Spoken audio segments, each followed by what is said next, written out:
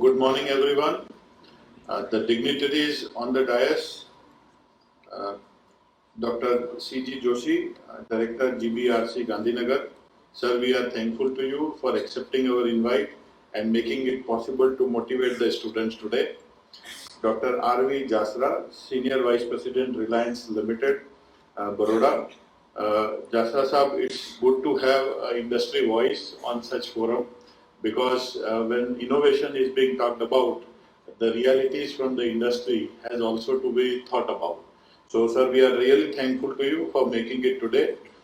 My colleagues from the university, Dr. R.K. Patel, Pro Vice Chancellor, Dr. Amit Patel, Pro Vice Chancellor and Executive Registrar, Dr. Amit Parikh, the convener of the event SHODH for this year, Student Research Convention of Ganpat University. I am equally delighted to see a lot of my colleagues from the university, faculty members and my dear students.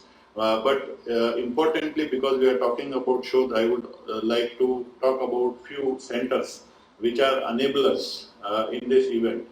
One is Center for Advanced Research Studies. Dr. Girish Patel is Associate Dean who is looking after the Center for Advanced Research Studies. He is here. Dr. Saurabh Dave, who is Chairperson and Dean for Incubation and Startup, is also sitting here. Professor Remy Mitra, she is Chairperson for Center for Entrepreneurship. So the reason why I am talking about is we are creating an ecosystem. We have all such kind of enablers. There is a research center which helps you if you undertake some minor and major research along with your faculty colleagues. There is a funding available. If you take it to level 2, there is an entrepreneurship training ground through Center for Entrepreneurship. And if you have really reached the prototype stage, there is a startup and incubation center. So the university has created all the levels and facilities, and an ecosystem is ready if you are really serious about what you are trying to innovate. Having said so, before I talk to the students, I am reminded because we are talking about this event and Ganpat University, while they were, the professor read my profile and she said a man on mission. The man on mission is only one man, that is Padma Shri Ganpat Bhai Patel, Dada, who has created this enabling environment. So we are as a team on the mission. So it cannot be a one-man job, it's all about the team. And that's how Ganpat University is differentiated because of the team. Dada went only a day before, otherwise he would have loved to, because he himself is an example of how he could innovate and create a global enterprise. So his case study is a study which should be referred as a motivational enabler. Before I talk to you about the event, I have to tell you about a small story. Because the word mission was used, so missions has to be incremental and radical in its growth story. So when we talk about an event also, an event like SHODH also has to be incremental and modularly growing year on year. There was a child playing with a magnet, and while he was playing with the magnet, he would take the iron material near the magnet and it would get stuck. So he was happy. But after some time, the material was at a distant place and the magnet won't attract it. So he asked the father whether this magnet does not attract this material anymore. So the father said, because the distance between the material and the magnet is more, so the magnetic field which is around the magnet is unable to attract the material. It is a similar thought process. This has to be taken as an understanding that if the magnitude and the impact of an event has to go to the next order, its magnetic field has to increase. If you keep the magnetic field low, it will attract a poor material, low intensity and into a distant place only. So you have to do something with that magnet to increase the magnetic field. Either you are increasing the size and the diameter and something you are doing. So we as a university, when we are on a mission mode, have to think about that event year on year has to increase its magnetic field, and that's how it would be impactful. So I am just talking to the organizers of SHODH so that they understand that how they should increase the magnetic field of the event called SHODH. Having said so, coming back to our main topic of the event today, I am really delighted to see 182 projects, and it's good. It's good, and we will know what kind of quality we are working about. We are talking about. I in India stands for innovation and not imitation. That is a very important thing which we have to learn, because India being a 1 billion population country, a low income economy, it has been talked, a lot of research has been done. I can refer to one of the researchers by Junjunwala who talked about and said that we want to have the best quality product which is there in the Western world, but at our price. So there has to be something which needs to be done so as to make it affordable. Probably Tata Nano became a good classical example of it. So there has to be some changes which has to be done, but it should not dilute the quality. So there is a talk about how we have been doing. I came across a very good example from pharmaceutical industry. તમને ખ્યાલ છે આપણે pharmaceutical industry વાળાએ તમારું painkiller ને બીજા બે ત્રણ મેડિસિન જે તમે જુદા જુદા લેતા હતા ને એને મિક્સ કરીને એક જ ગોળી બનાવી. So they mixed the drugs and they created a single tablet. They said, okay, you take the single tablet and this tablet will attack 3 directions. It was frugal innovation, which was jugaad. We are very good at it. We are very good at it. Indians can think out of box when it comes to those. And those are incremental innovations which are being done. But will it create the market? In innovation, we talk about 3 phenomena. We say it is new to the company, it is new to the market, and it is new to the world. So when we talk about these 3 newness, we are actually talking about what kind of innovation we are working on. We are very good because thanks to Google was itself a radical innovation. But today Google has enabled incremental innovation. That is, we simply go to Google and we look at what is happening in the Western world, who is working on what, and we try to simply imitate. And that's why I had to use that terminology. I in Indian should stand for innovation and not imitation. Israel would remain the world capital of startups because it is about innovations and it is not about imitations.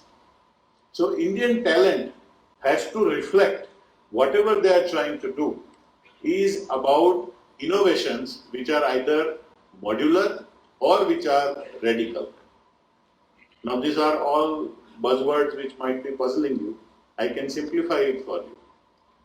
There was a model given by Henderson and Clark in 2002, and I have been talking about this model every time I interact with even PhD students and others.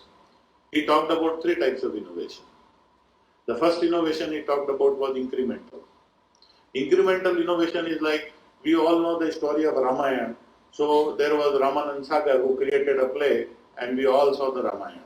And then there came 4 different versions. Neither the story changed, only the character who were playing the roles kept on changing.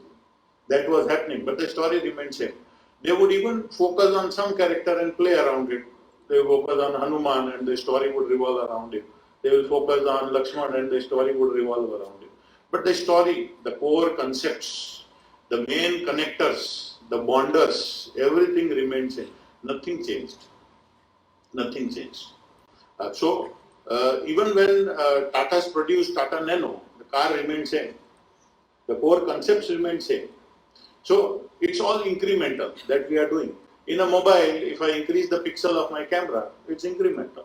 So I am not doing anything out of box. I am not doing anything. So lot of today, when we are talking about startup in India, if you look at the type of startups that are happening, majoritively are incremental.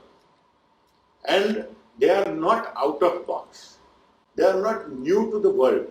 They are new to the market in sense of improvements and probably new to the existing companies. That's what is happening. The second type of innovation which they talked about was architectural and modular.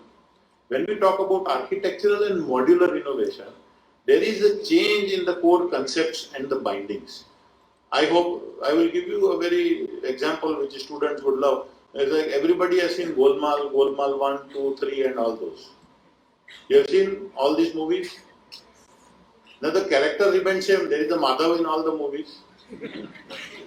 But then the storyline is different. So there is a change. There is a change. Now there is a change in the concept. It is all about comedy. They will all make you laugh. But the taste of comedy would change and the functions would change, the story would change. There is a new story. In the first original Golmaal, they were all students in the university or college where they were studying. And the story started from there. But if you talk about Golmaal Returns, it's altogether a different story. But the characters remain same. The interaction between the characters remain same. Core concepts, some of the concepts changed. We have to think about it. When we are talking about an innovation, are we really modular? Are we trying to bring about a change which is different, drastic? So, there is a company which is talking about driverless car. There is a car. They want to have it driverless. So they are trying to integrate technologies. Google is working, Tesla is working, there are so many people working. So they want to have a driverless car. So if you are working on an innovation, you have to think from that perspective. And the third thing they talked about was the radical innovation. It was new to the world. Nothing existed in that domain. And it all of a sudden comes. And it brings about something that the way humans interact, they live, and they feel is undergoing the transformation. It attacks your five senses and says, this is new to the world. And if you are working on those kinds of concepts, it would need a lot of interaction with global research labs and people who are already doing something in those domains. Sending people to moon, normal man can go to moon, not the one who have been trained, who have been groomed, who have been subjected to situation. Those kinds of things are radical innovations. So there are three options as an innovator available to you. In a university ecosystem, I normally come across that students that keep on talking about something which they read in the newspaper, what they read on the net, or the faculty talked about, or they could hear from somebody. There are rarely people who would go nearer to a problem and try to solve that problem. I can give you a very good example. Our group of students from UV Patel College of Engineering, a group of girls from biomedical, Dr. Kiran Amin, if I am right, they worked on a project that they would take a snapshot of the retina and can give you your entire blood report. So nobody is taking out your blood. So from the snapshot of retina, and currently they are working at some 65-70% accuracy level, so they need to refine it further. They need to refine it further so that it comes to an accuracy level, it will be transformative. If that goes successful, probably you don't need to give blood so as to get your diabetes sugar level checked and your other kinds of tests being done. One photograph, everybody would be happy to give a photograph. Who likes a needle goes inside and plugs the blood out? Nobody likes it. Radical thinking. It would be transformational. If you have an idea which works on those levels, world will recognize you. And that's where, when you are also working on your ideas, don't limit your thoughts. There is a saying which says opportunity knocks at the door. It's a misnomer. It doesn't exist. Nobody comes and knocks your door. It is you who think and create an environment that people come attracted. That's the story of magnet. That's the story of magnet. If this event could create a magnetic field where you are attracting the top research labs, you are attracting top industry, you are trying to build in, students would get motivated to bring ideas which are transformational. And it should not be an event-based exercise. It should be round-the-year phenomena. in classrooms and colleges. And that's how our Honorable Prime Minister's dream of Startup and Stand-Up India and India being transformational would get executed. Only 4 days back, in the conference, in management, we had a conference on management of innovations. And the same day in the morning, the newspaper, our RBI governor was interviewed and his interview was published. And it said that if India has to become a $5 trillion economy and the current GDP growth rate going below 5%, how he felt that country would come out of it. And he said there are 5 sectors on which India needs to work if it needs to be into top 5 bracket of global economy. The first thing was food processing, second was tourism, third was e-commerce, fourth was startups, and fifth was becoming part of global supply chain. In his interview said these are the 5 areas. If India works dedicatedly, India would become a $5 trillion economy. So we have to sensitize, we have to bring to the students what is in the world, what is coming, what is future. And that's where we have to energize, sensitize them and bring to them those kinds of important areas. So I hope that creating a platform is just a start. The real thing happens when the engagement happens in real spirit. And for the fruitful engagement, right kind of exposure is given to the students. Now we have taken a mandate at the university. Slowly and gradually we will implement this year. Every faculty, not the individuals, faculty, there is a faculty of engineering and technology, faculty of pharmacy. Every faculty will identify their top 5 areas of research. University will also declare their areas of research. And we will try to align resources and all our MOUs around those areas of research.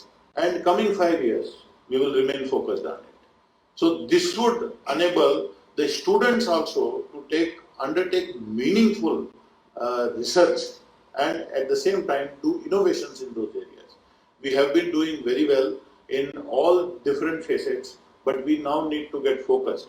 And we know that the type of ecosystem we have evolved and the type of team we have and the quality of students we are getting, the day is not far we will be able to achieve. And it's not only about getting a prize at National Research Convention. We want, Ganpat Bhai keeps on telling, one Google should come out from Ganpat University. So Dada says one Google, we will give him 5 Google. So let's start working in that direction. And I hope this event would become meaningful to all you innovators. Don't let down your spirit. We are there to support you. The ecosystem is ready and we will all make that mark. Thank you.